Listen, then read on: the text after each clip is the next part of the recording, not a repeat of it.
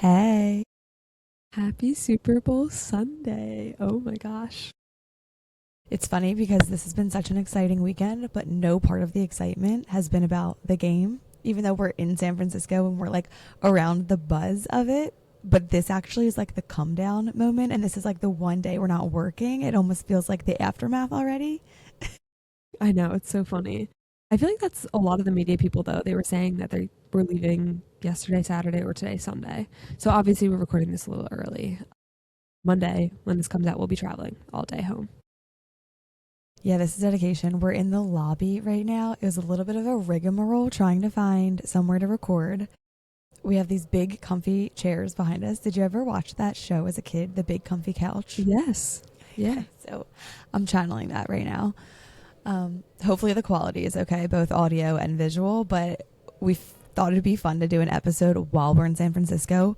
We didn't know what this experience was going to be, but I feel like we're even more excited to record this episode because it's been such a raging success and so much fun. So much fun. I feel like we couldn't have even dreamed up like how it went. And I don't know, it's just so much fun. I can't wait to talk about it.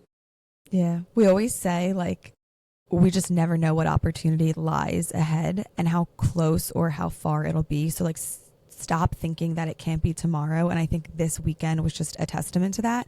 And I think we need to, like, set the scene on the state that we came into this weekend, or even, like, back even further, the state of which we booked this trip. Like, we kept joking, but what was our mentality?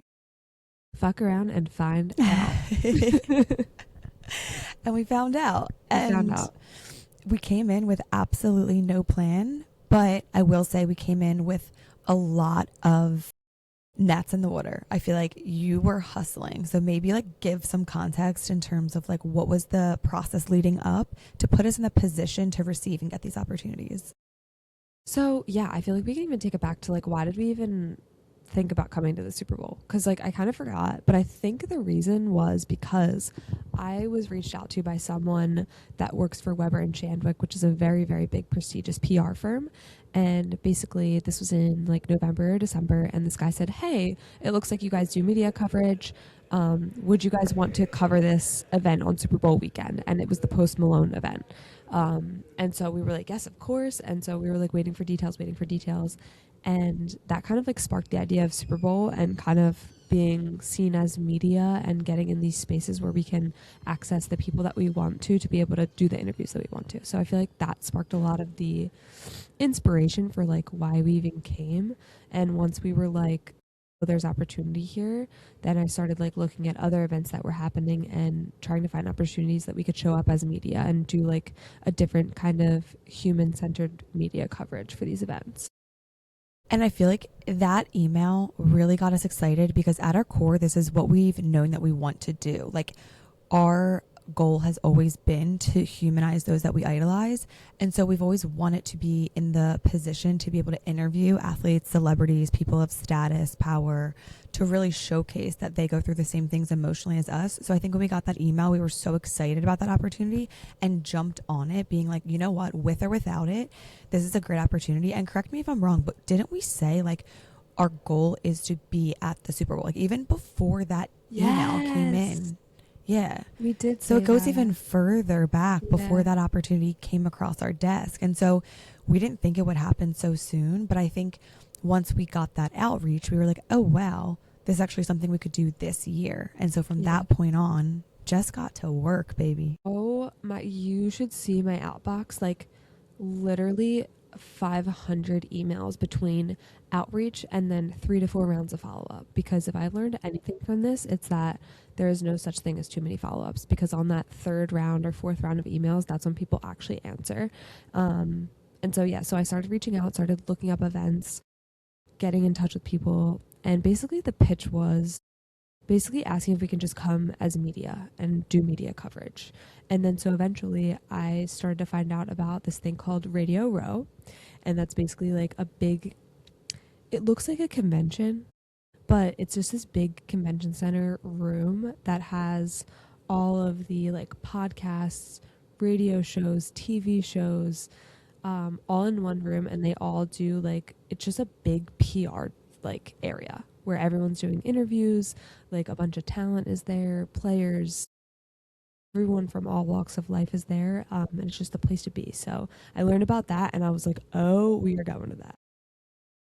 And I think the magic about that specifically is if you get a day pass or if you get the whole weekend, like you have access to all the same things. You're in the same room.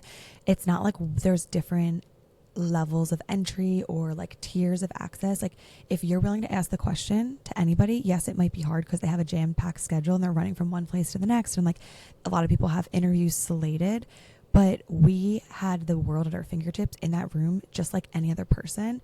It was just having the balls to like capitalize on those opportunities, which we had.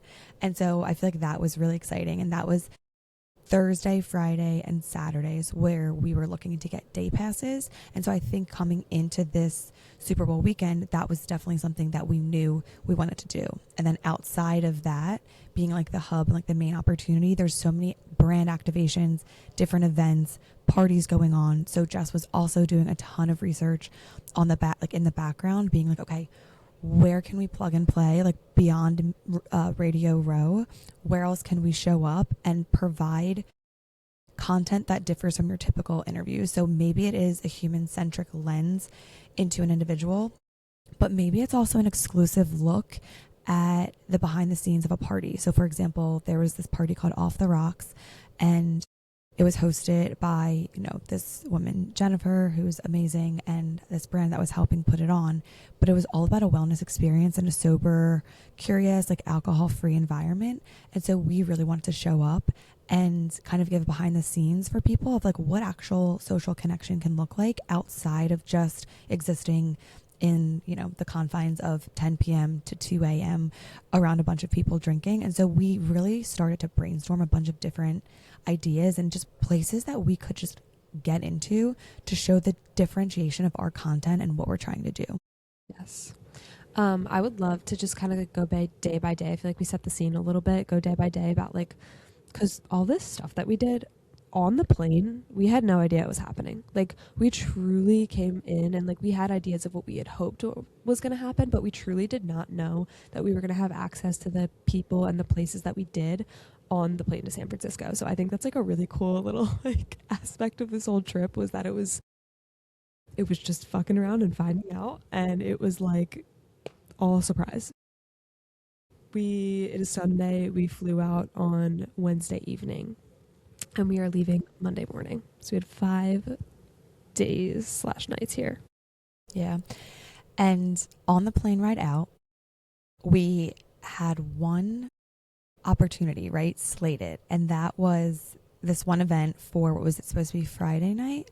Friday night. So we had an RSVP passed along to us from somebody on LinkedIn.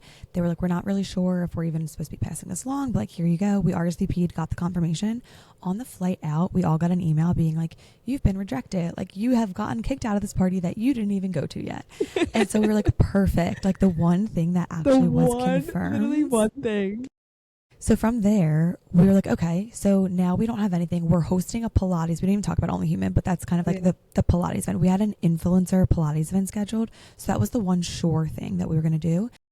And that even pivoted a few times, because at first we were in touch with like the Patriots, wives and girlfriends, and the Seahawks, and they were all interested, but then we couldn't coordinate their schedule. They were staying in Santa Clara. We were staying in San Francisco. We were going to rent out a studio, but like they're so busy. So we pivoted. So that was the only thing that we actually had on the docket, the influencer Only Human Pilates event. Then this opportunity Friday night got ripped away from us. And we were aware of the event going on, with Off the Rocks, that's wellness, like alcohol-free party, but we just couldn't really find an inn. So I messaged Jennifer, the woman who is literally putting on the whole entire party, and she literally got back to me on the plane and was like, I would love for you guys to come. And so that was another moment. Oh my God, I was like, we had such a moment. We were like, yes! We like hugged on the plane. People were like, what is going on here? Literally. So from there, we were like, all right, let's like lay out all of the other events that are going on this weekend and like loosely try to like plan our days and just like slot things in, and then we'll just pivot as needed.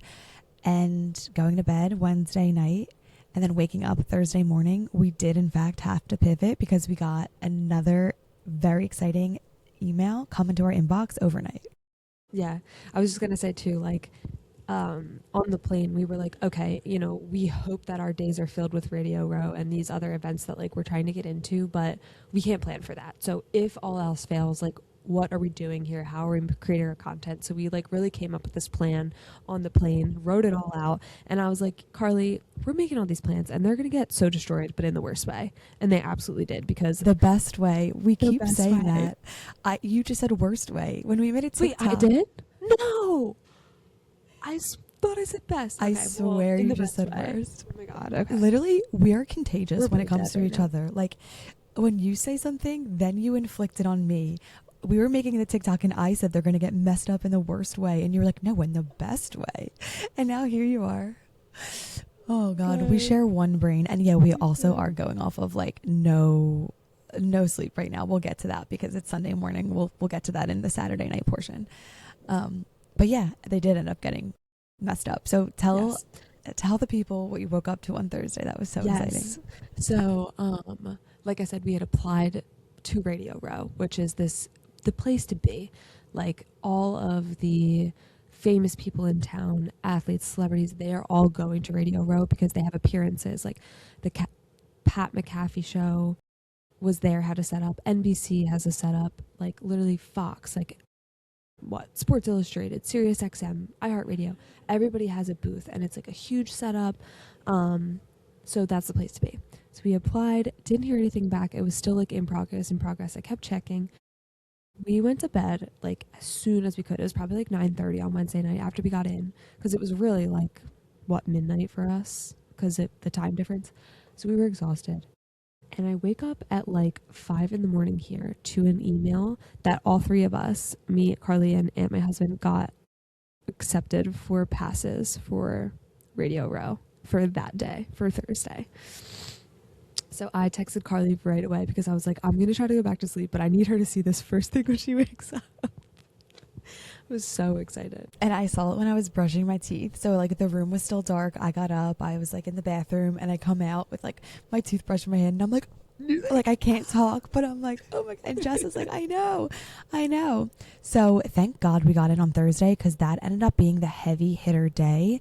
And so we probably got there around like 11:30. We wore Only Human hats because we wanted that to be like our trademark. And thank God, because that ended up being such a conversation starter. Yes. So many people were like, what's Only Human? Like, they were approaching us, but also I think it just lent a hand to the legitimacy. We had our branded microphones that we were interviewing with, and we just showed up to show out. Like, we literally were like, this is us, we're United Front, and we ended up getting so many good interviews that day. I think we actually like wrote them down so that we didn't forget like the list of people.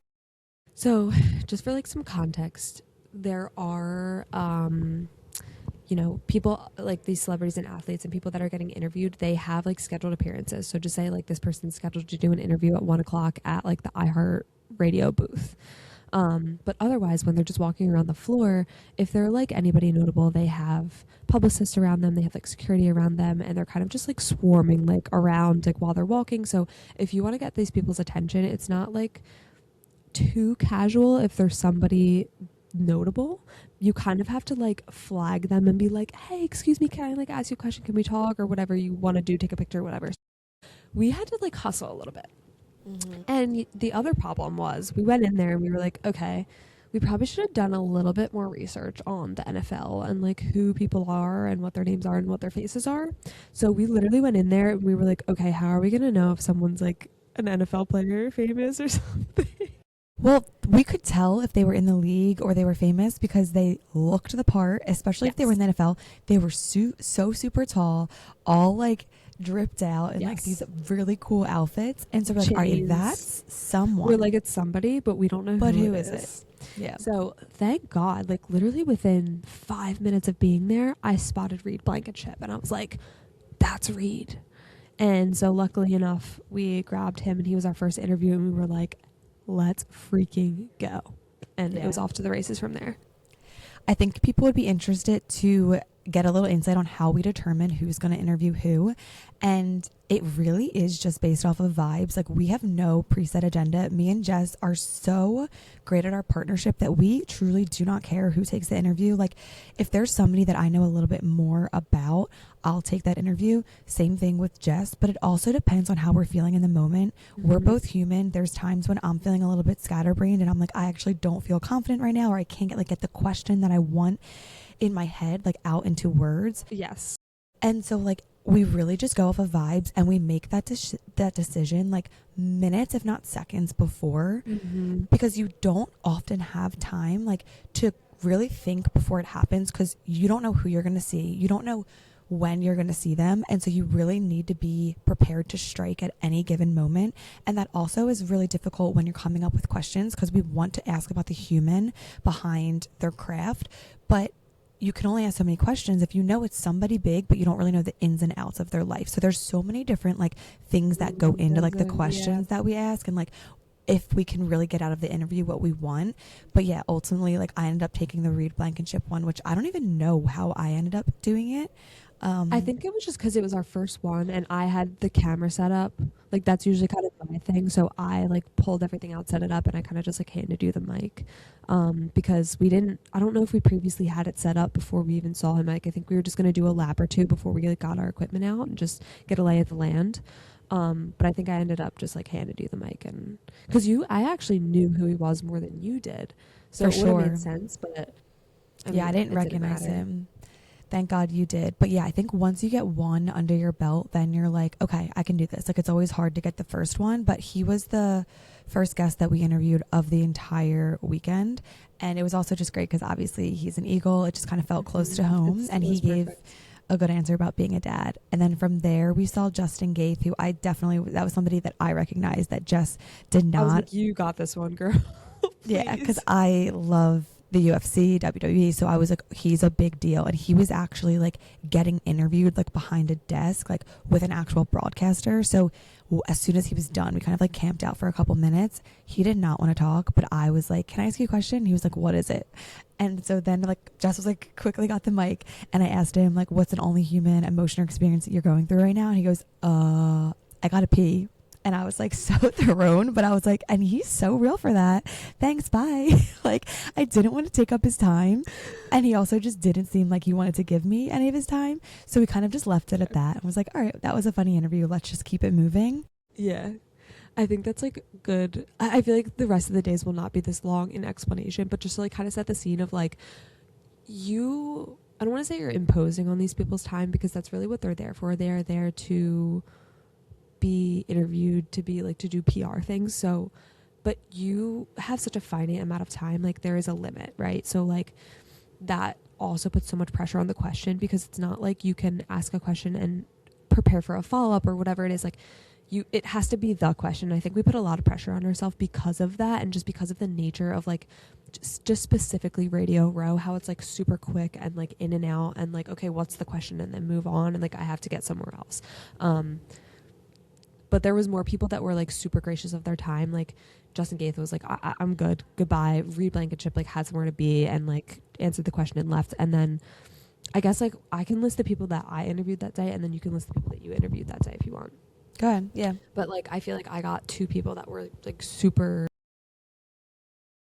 they had the time to chat and they were like really wanted to chat. So I think my first interview actually was Gary Vee, which like he's not like a celebrity, but he's like a social media personality. Like I feel like a lot of people probably don't know him, but might know his face. You've probably seen him on social media. So he was like so amazing and like wanted to talk, and he talked for like, we probably talked for like 2 to 5 minutes, which was really cool because it wasn't just like a transactional thing. It was like very human. And then Ben Higgins from The Bachelor, who I actually didn't know, but Carly pointed him out. We were like chasing after him. And he was so sweet. We like, after the interview, we like talked for like 5 minutes, and he was like such a down to earth, like sweet person, talking about his wife and his baby. And then Justin Pugh, I interviewed, he went to my high school. So I like know of him, and he was like really excited to have like that connection of like going to Council Rock South. So. Yeah, that was really cool. And then the highlight of my day was by far interviewing Charlotte Flair. But then the Bella twins freaking crashed it. And it was like, that was insane. the most, it brought tears to my eye. Anybody that knows me knows that I've been a WWE fan literally all my life.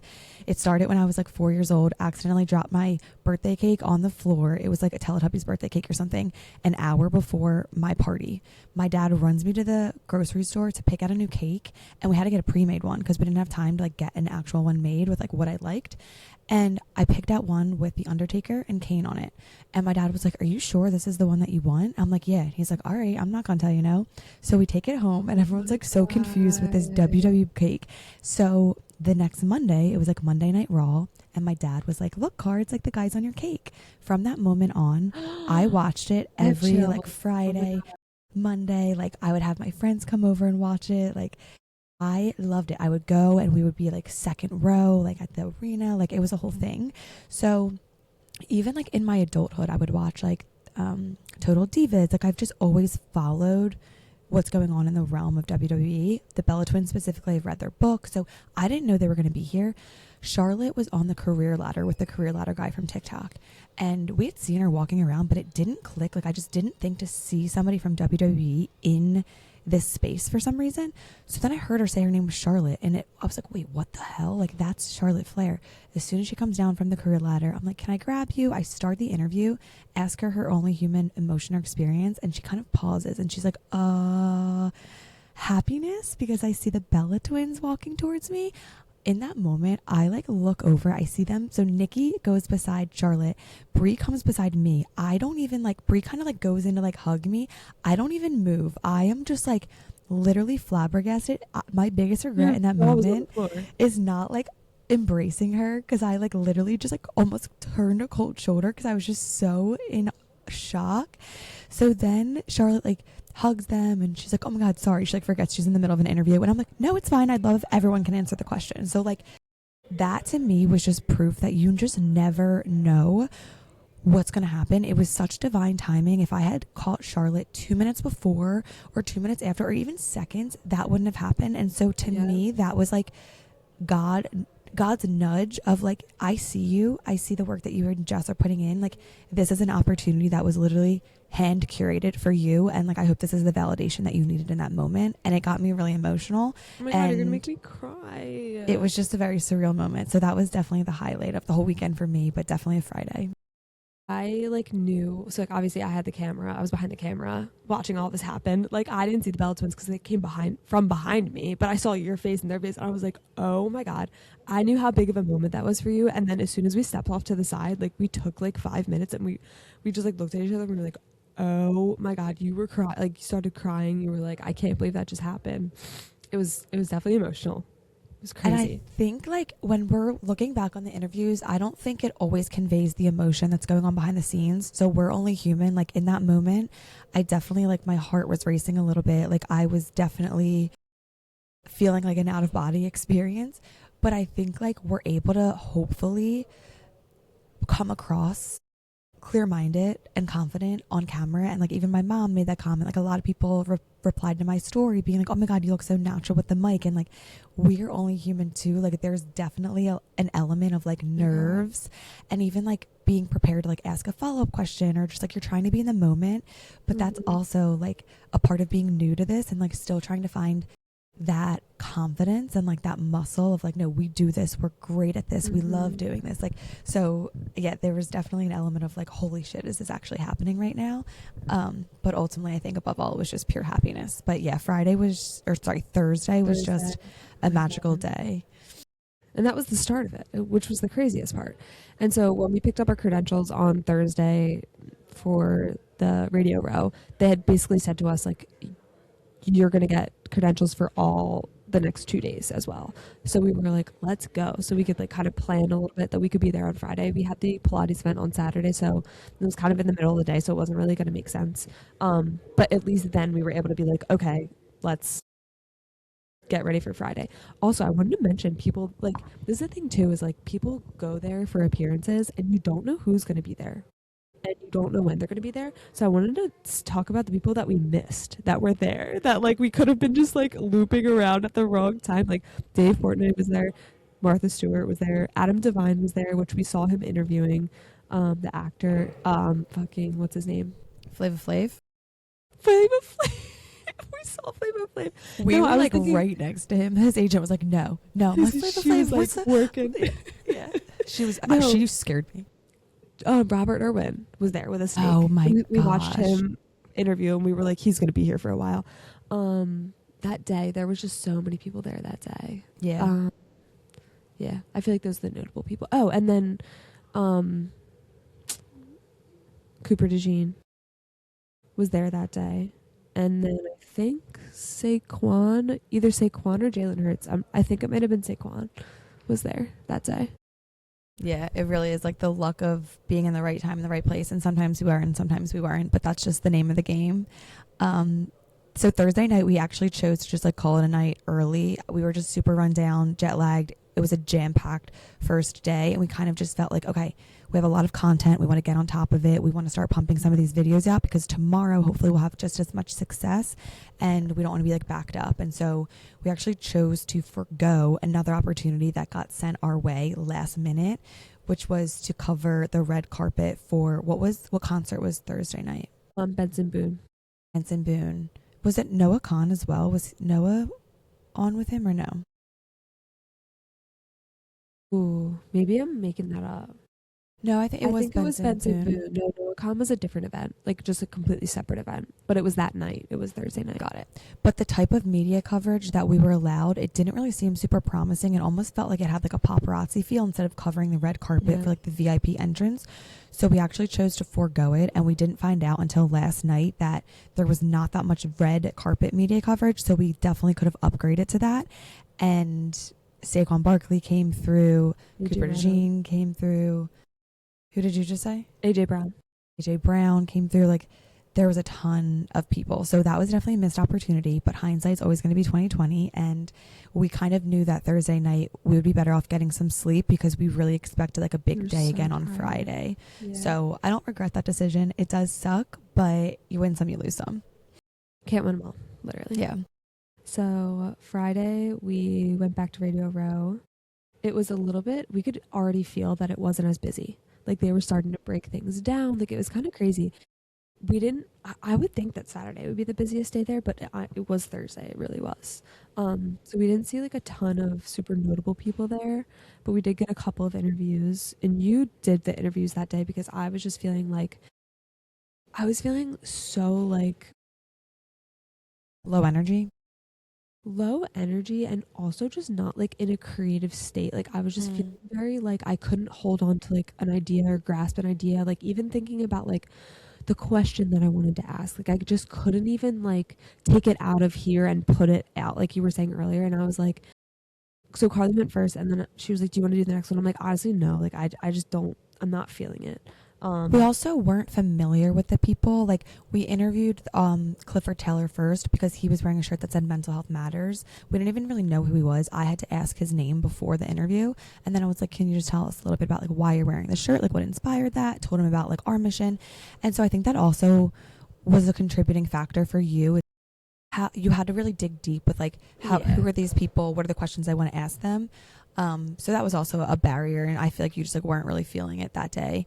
The second interview was with Miss USA, so her name is Audrey, and she was literally so sweet. So nice. Yeah, so I'm glad that we interviewed her, but definitely nothing compared to the people that we saw, the interviews that we got on Thursday. So I feel like we were there for probably like 2 hours in total, and then it was clear that they were like breaking down sets. Like it was kind of like Radio Row was wrapping up, and we had that wellness like sober, curious, alcohol-free party from 2 to 5. So we ended up heading over there around like 2:30, and that party was unreal. It was literally off the hook. It was so good. Off the hook. Off the hook. Off the hook. Yeah, bruh. So funny. Off the rocks, off the hook. You were just feeling inspired because that's what I was. Yeah. There's just no other way to describe it. It was so good. There were so many details. Yeah, so we actually created content for that event. We did like a little behind the scenes, like walking through the party, going to the bar, ordering an alcohol-free espresso martini, going into something called the vibration room or the frequency room. which is like you wear these headphones and it's just like very calming music that like makes you feel grounded if you just need like a little break from the party. There was like free piercings. There was these like coffee bar. A coffee bar, so good. Such good food. Yeah, and then there was like that what was it? It was like the nervous system reset. It was like the stimulation. You like put something on your ears. Oh yeah. It's like a lot of cool different activations.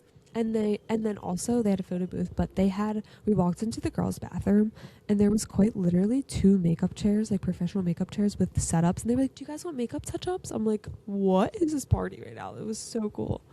Yeah, it was unreal. So much good food and yeah, just like everything. And then there was 2 really fun performers, which Jess actually got to snag an interview with. So I got my second wind at that point because I was like actually really excited to interview them. It was Quinn and Black.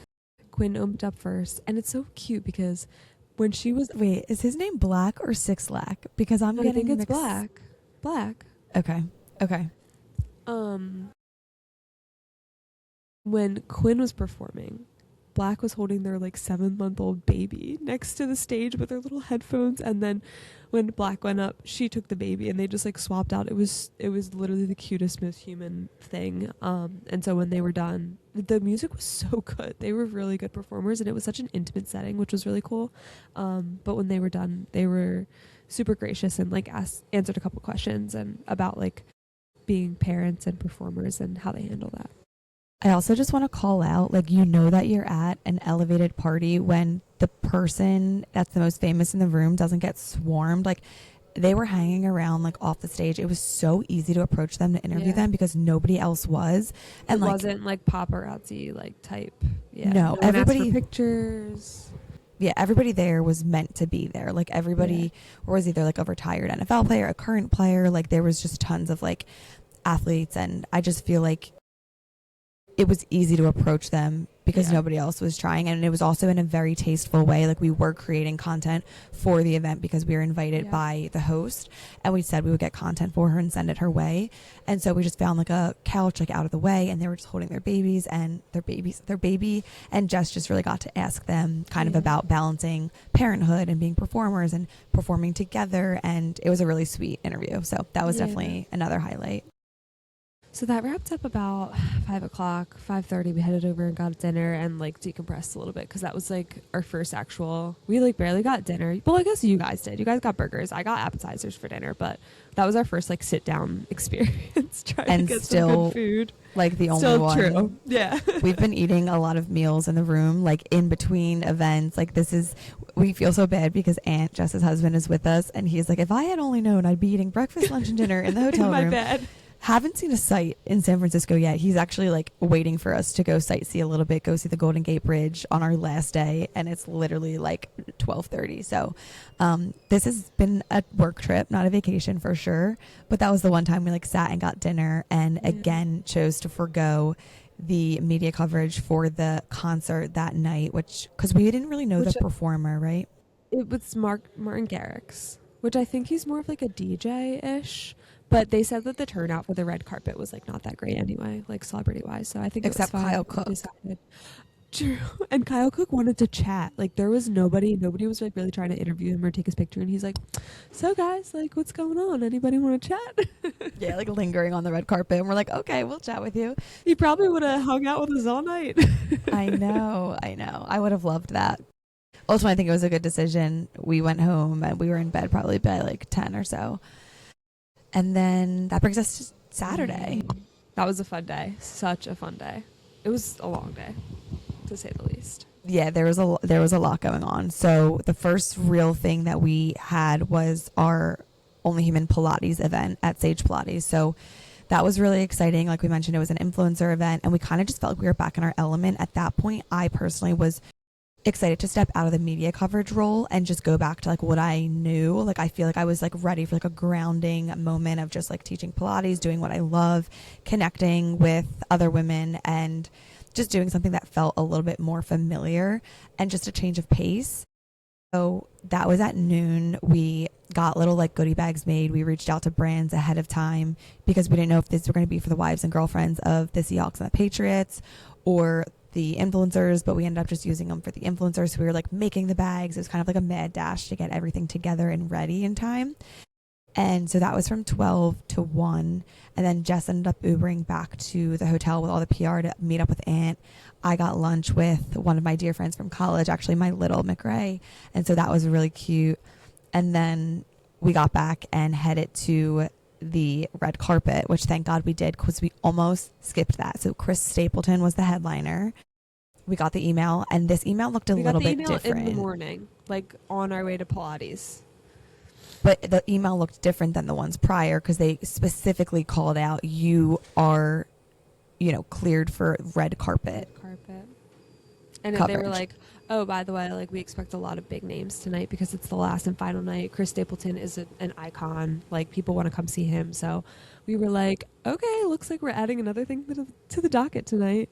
And then previously, I think just from, when did we have the Impact After Dark thing planned?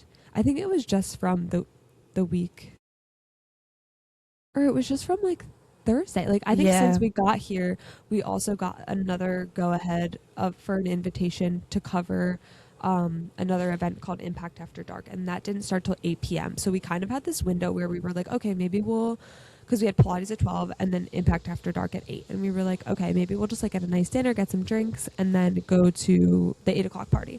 But then in the morning, of course, our plans changed again. We were like, okay, well, this opens at 6 o'clock. The red carpet opened, so we were like, okay, we'll get there first and then go to the other party after. So the email looked a little different, and we were like, ooh, okay, we'll be there. Yeah, so that was definitely cool because we didn't really know who was going to come through, but we started to hear some like murmurs about different people. So we were hearing about like guest list. Eli and Peyton Manning, George Kittle, Jaxson Dart. Who else? The one that we didn't interview. Trevor Lawrence. He was the first to come through. He was like the only one on time at like 7:30, and he took one interview, but you could just tell he just like wanted to get in there. And so he was like, sorry guys, like I have to keep moving. And he was actually like the only person that I think we asked and got a no from this whole weekend, which I'll take that success rate that's so true. all day. And he was so nice about it. Yeah. Cam Jordan, we asked, but Cam Jordan we asked. He had like he was late. It was 1:17. He had like a 1:15 interview. So like that made sense. But yeah, so that was really freaking cool. So Jess took the first one, right? You took the first one. Oh, Carmelo Anthony. Did we mention him? Mm-mm. No. So he was the first interview. So I tried to interview Trevor Lawrence. He said no thank you politely and kept moving. And then Carmelo Anthony came through. I interviewed him, and then I passed the mic over to Karli.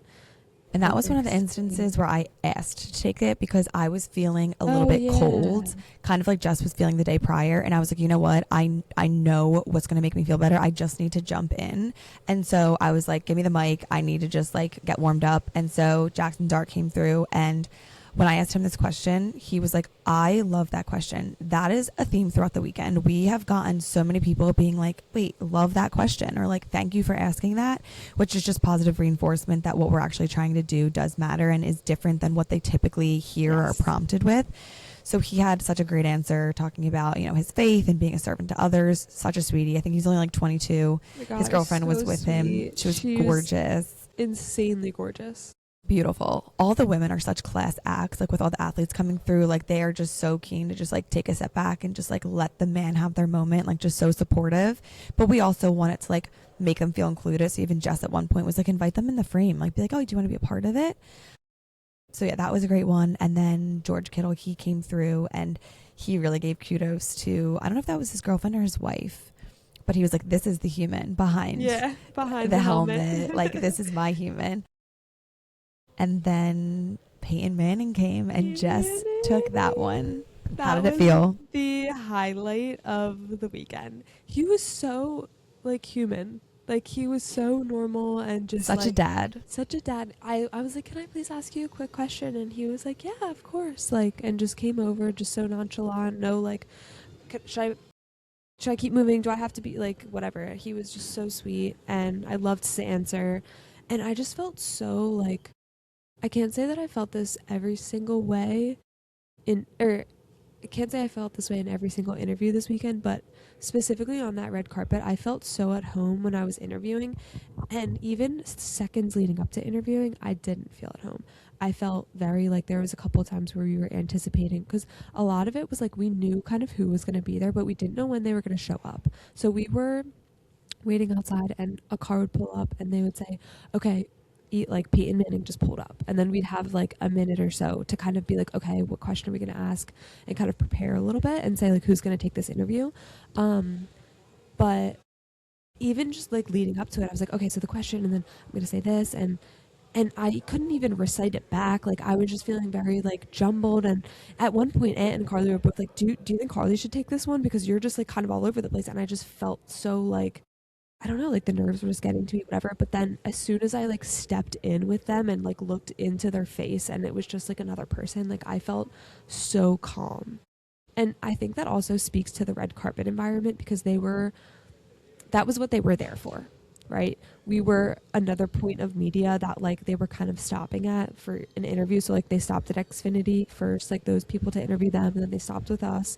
And it just felt so different than Radio Row. Like I remember when I was interviewing Gary Vee, who is not as famous as Peyton Manning, and I blacked out at one point because I was so focused on how much my heart was racing. I was like, my heart is beating out of my chest right now, because it was a super overstimulating environment. There's a million people surrounding. His videographer's videoing. I'm trying to come up with a follow-up question, whatever.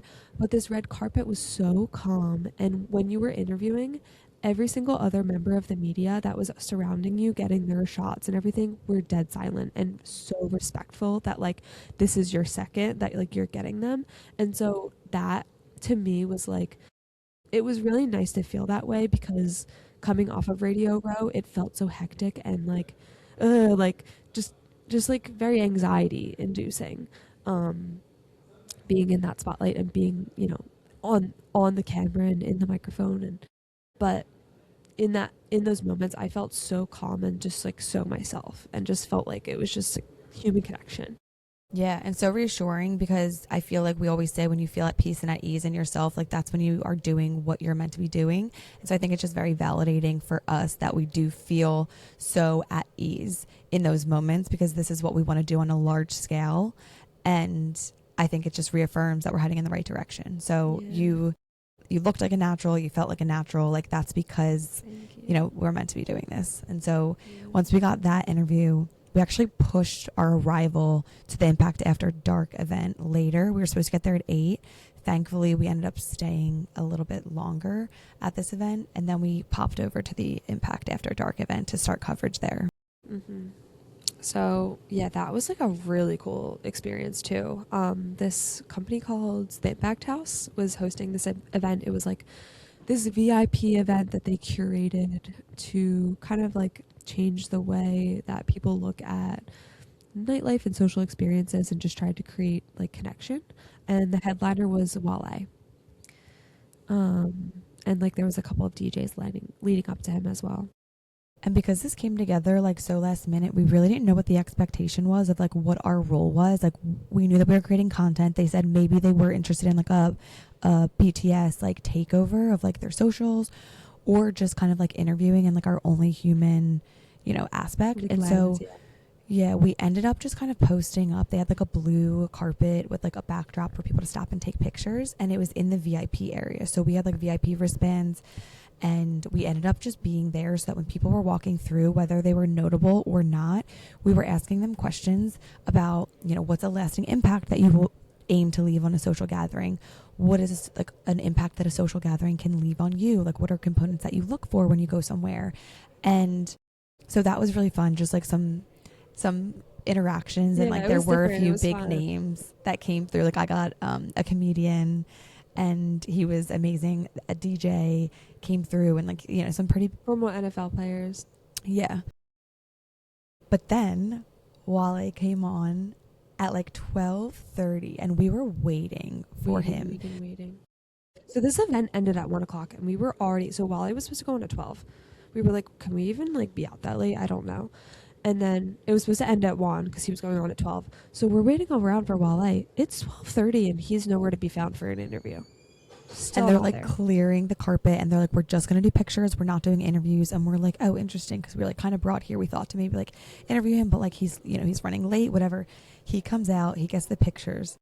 Yes, the scrappy one that she is. He's walking by, she's like, excuse me, well, can I ask you one question?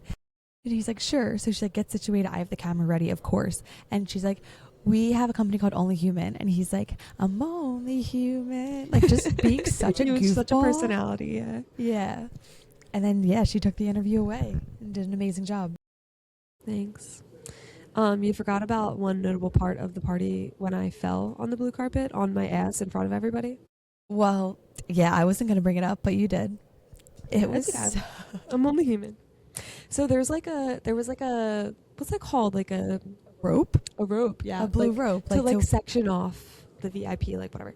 So I was trying to step over the rope, and my little kitten heel got caught on the rope, and so I kind of slow motion fell and just straight up fell on my ass. Like, it was a slow motion fall. It was so slow motion, and Carly did nothing but fall to the floor and laugh at me. So then some former NFL players had to help me up.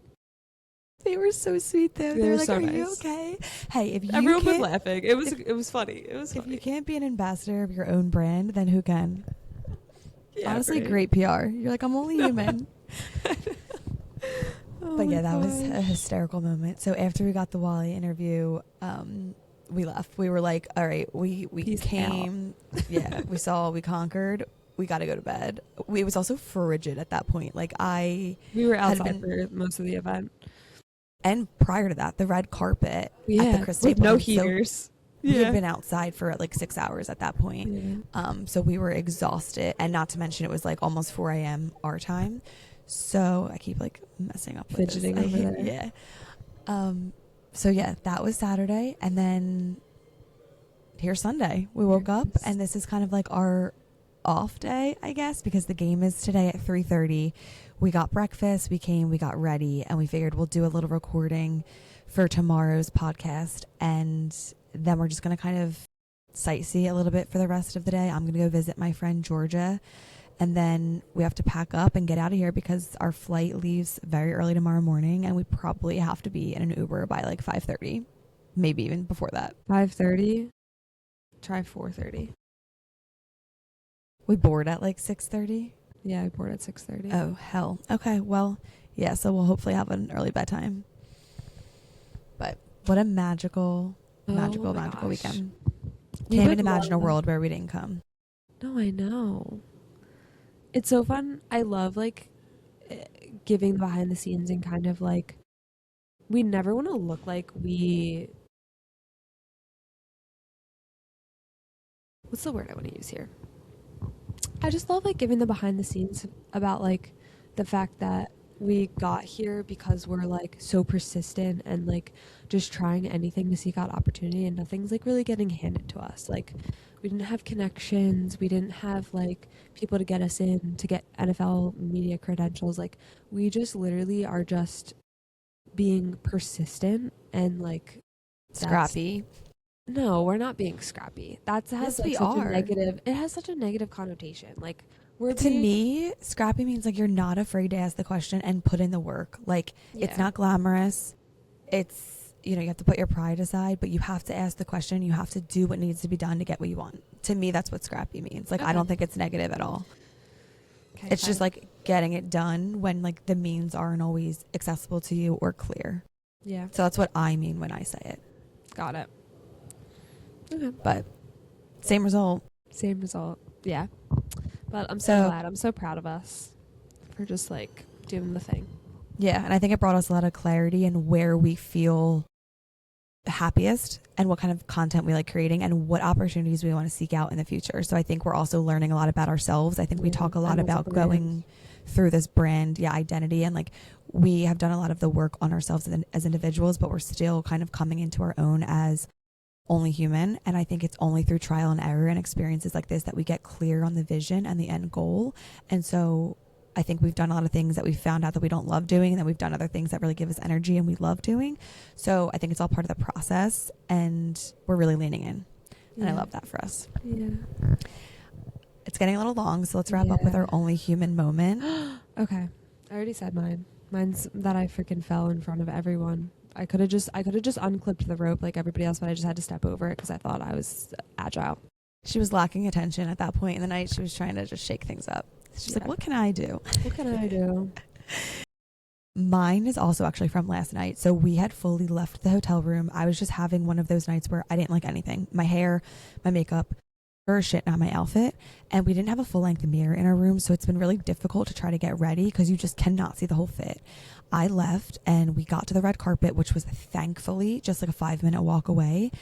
And we were like waiting and it was like 6:30 and they were like, oh, people aren't going to really start arriving. Like people of notoriety until like 7:30. I fully went back home, changed my whole outfit, and then went back because I just wasn't feeling myself or feeling the part. Like I wore a fur jacket, which I love that fur jacket, but I just didn't feel like it was like meant to be worn to like interview people on a red carpet. Like it just felt more like mob wife than like professional media coverage. And I also feel like I saw the people around me and just had an only human moment. Like I feel out of place here, but I also don't. I felt out of place before I even left the hotel room and just like didn't listen to my intuition that like I just wasn't wearing what I wanted to be. And I'm always a big proponent of like look good, feel good. Like even when I was a runner, like I think if you just really feel confident internally, that's like something you can exude externally. So I fully went home and changed and I'm so happy that I did. And something that you need for what we did that last night, like to be on the red carpet with George Kittle and Jaxson Dart, like, and interview them, you need to feel confident and like you're stepping into yourself. So I'm glad that you absolutely changed. Although I thought you looked great, I'm glad you changed. Thanks. All right. Well, time's a ticking. We're losing daylight over here. This was a fun episode, but it's time to go see an iota of San Francisco because I'm curious. Except our street that we've been on for the last 5 days. No, literally. And get a good dinner, hopefully later. Yeah. All right. Thanks for listening, everybody. Thank you so much. See you next week. See you next week. Bye.